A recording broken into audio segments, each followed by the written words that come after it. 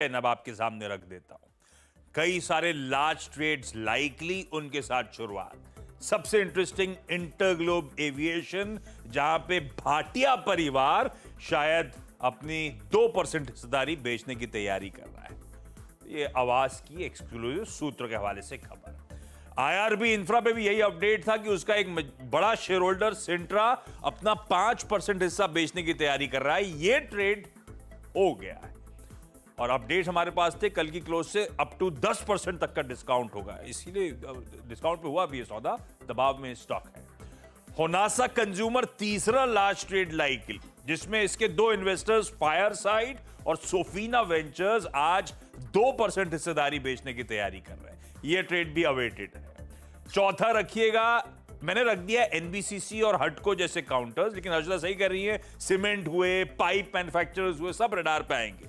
मोदी 3.0 की पहली cabinet meet, जिसमें पीएम आवास योजना के अंतर्गत 3 करोड़ और घर बनाने की मंजूरी। पांचवा मैंने रख दिया एम्फोसिस, कल का लार्ज ट्रेड, जैसा सीएनबीसी आवाज ने आपको बताया था। बीसीपी टॉप को प्रमोटर्स ने 15% हिस्सा बेचा। कुछ बायर्स के नाम स्क्रीन पर रख दिए आपके लिए। Kotak, MF, Morgan Stanley, society general, इनकी तरफ से खरीदारी करने के अपडेट्स आए। और लार्ज ट्रेड्स रखता हूं। कल पूना वाला फिनकॉर्प में इस कंपनी के आउटगोइंग एमडी ने 76 लाख शेयर्स बेचे। अभी करंट एमडी है, इसी जून में ट्रांजिशन प्ले आउट होना है, दूसरे एमडी ज्वाइन करेंगे। सिग्निटी टेक में कल ओल्ड ब्रिज कैपिटल ने ऑलमोस्ट 2 लाख शेयर्स बेचे। और किरी इंडस्ट्रीज में कल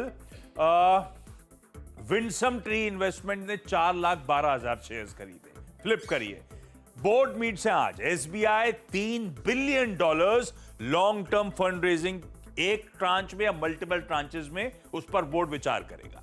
यूनियन बैंक फंड रेजिंग करना चाहता है शेयर इशुएंस के थ्रू, जिसमें एफपीओ राइट्स या क्यूआईपी के थ्रू। बोर्ड मीट उस पर आज यहां पे।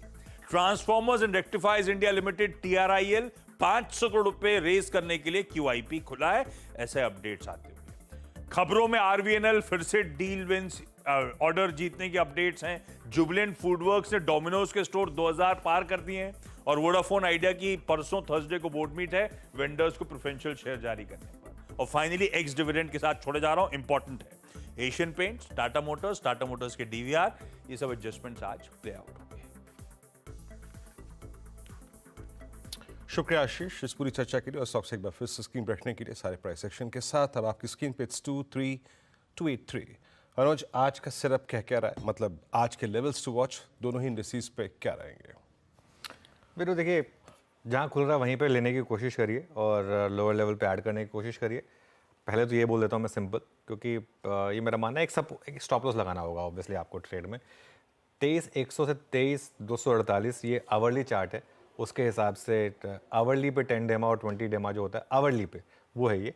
और फिर अगर आप बड़ा सपोर्ट देख रहे हैं पोजिशनली तो 22,840 से 22,915, जहाँ पर आपका 10 डेमा है, ऑप्शन जोन भी है।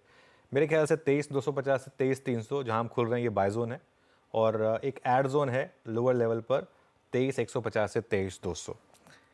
ये उनके लिए जो पिछली रैली मिस कर चुके हैं मेरे ख्याल से। और एक स्टॉप लॉस लगा दीजिए सिस्टम में 23,000 का। ये आपको रिस्क रिवॉर्ड लेना पड़ेगा यहाँ पर, क्योंकि अगर ये ट्रेड चलेगी तो पहले 23,412 जो ऑल टाइम हाई, फिर 23,500 से 23,600 ऑप्शंस के हिसाब से ये उस जोन तक जाने की तैयारी शायद करें।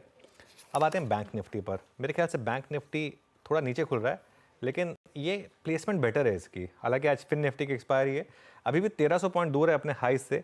बस बैंक निफ्टी के साथ दिक्कत क्या होती है, कल जैसे हमने HDFC बैंक में देखा, ये थोड़ी सी वल्नरेबिलिटी होती है इसकी।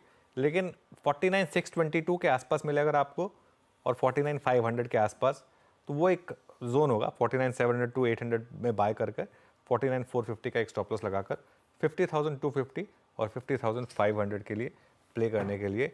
और एक चीज़ मैं अपने बिग स्टॉक्स रिविजिट करना चाहता हूँ वीरू, खासतौर से इंटरग्लोब एविएशन और ONGC, क्योंकि इंटरग्लोब 4% नीचे खुल रहा है, तो इसके लिए इंटरग्लोब पर खासतौर से ध्यान रखें।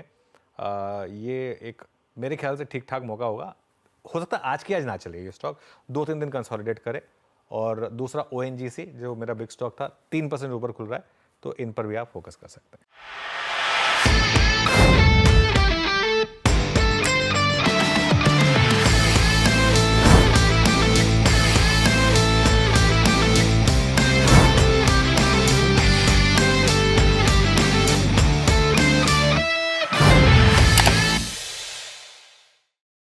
बता दें कि मनी कंट्रोल पर दिए गए विचार एक्सपर्ट्स के अपने निजी विचार होते हैं। वेबसाइट या मैनेजमेंट इसके लिए उत्तरदायी नहीं है। यूजर्स को मनी कंट्रोल की सलाह है कि कोई भी निवेश निर्णय लेने से पहले सर्टिफाइड एक्सपर्ट की सलाह लें।